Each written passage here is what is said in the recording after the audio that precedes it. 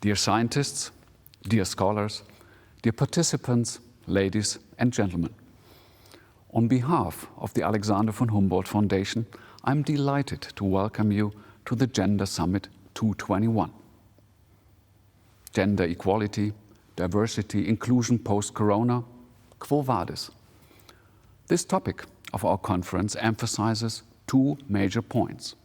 First, equity, diversity and inclusion are crucial characteristics of science and of academic networks. And second, the COVID-19 pandemic has an impact on these characteristics. And this in turn is an incentive for us to consider the situation, weaknesses and threats, opportunities and chances. And the question mark at the end suggests this is not a trivial issue. Diversity, equality, inclusion. This refers to the variety of ideas and perspectives, the variety of imprinting and horizons. It also suggests that there is an added value in this variety. And not to the least, this means there has to be a balanced inclusion of all potential contributors for reasons of fairness and success. For instance, in business, the correlation between diversity and success is well established. Companies with a high degree of diversity across all levels of hierarchy are considerably more likely to register above average profitability. And the same presumably applies to science, as its success depends on the creativity and diversity of those involved. Another crucial aspect is equity. And I don't just mean the respective share of men, women, and diverse groups of people. I'm also talking about old and young, or people with disabilities, people who have to overcome social inequality. In the Alexander von Humboldt Foundation, we support more than 30,000 researchers from more than 140 countries. And we form lasting scientific connections between them in a strong international network. Diversity is a core characteristic of our network. And if we ask around in our Humboldt network, we discover that diversity means different things in different countries. As in every network, there are path dependencies, subnetworks, and yes, also imbalances.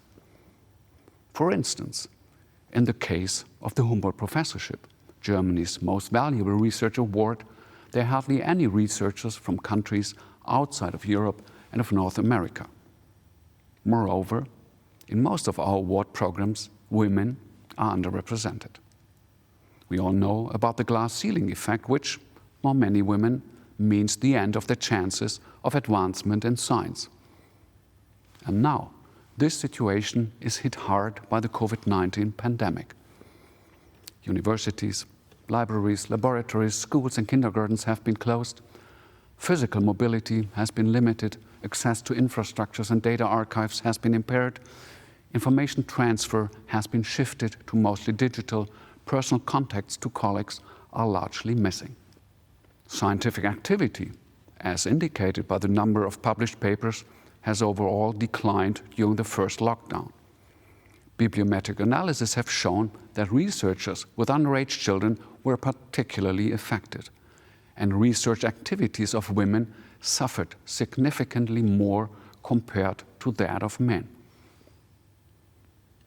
Obviously, in a crisis, society reverts to traditional role models. Jutta Almendinger calls it re-traditionalization. And this phenomenon also seems to apply to science. No big surprise, as science is part of the society. Furthermore, during the corona crisis, international scientific cooperation has become less inclusive. Results from surveys in the USA and China have shown that scientific networks changed. Quantitatively, they shrunk. Qualitatively, they tend to condense onto big laboratories and elite institutions in what may be called established science nations, as compared to developing countries. This trend may relate to differences in resilience or vulnerability between nations. This trend may also reflect a convergence of research topics on those that fight the crisis, in medical, economic, and societal terms. No doubt, this is important, and science makes a most significant contribution here. On the other hand, the impact on diversity, equity, and inclusion is obvious. And now, there's the question, quo vadis? Where are we going from here? Obviously, there is no simple answer to this question, and I certainly don't have it. What I can tell from the perspective of the Alexander von Humboldt Foundation is that one of our major strategic goals is to increase the diversity of our international Humboldt network. We have taken measures at the program level and in communication activities. Most recently, we have launched the campaign #ProgressDiversity to actively acknowledge, value, and promote innovation and multiple perspectives. The response so far is overwhelming. We also constantly review our selection and sponsorship tools in order to proactively promote diversity to a greater extent. We are specifically considering how to reach research talents and rising stars in science who, for some reason, don't apply to us. Remember the influence of path dependencies I mentioned before. And that is why we have launched the Henriette Hertz Scouting Program for identification and direct recruitment of those hidden talents of new groups and hosts into our network. And we resolutely support the reconciliation of family and working life through individual funding packages, financial incentives, and flexibility. Well, being a neuroscientist, I'm a believer in the power of positive incentives, of motivation, and of role models. And we shouldn't just look at the major research awards like the Nobel Prize, which went to 4 women in 2020 for their groundbreaking research. They included a Humboldtian, Emmanuelle Charpentier, who was awarded the Nobel Prize in Chemistry. We should also look at all the researchers who combine their wonderful and demanding jobs with everyday and family duties, and fun, of course, who bring along their culture, experience of life, and creativity, and who sustain science itself. Overall, we must not forget that excellence and diversity are not a contradiction in terms, but mutual reinforcers in science. And we must not sit back and say, it is as it is. Without a doubt, we are moving in the right direction. However, we have to improve, and we have still a long way to go.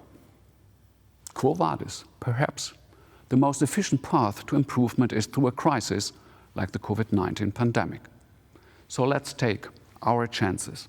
And even if the full pathway might not be illuminated, I'm optimistic that this conference will shine light on the important steps. And with this, I wish us all an interesting, an optimistic, and a most successful Gender Summit 2021.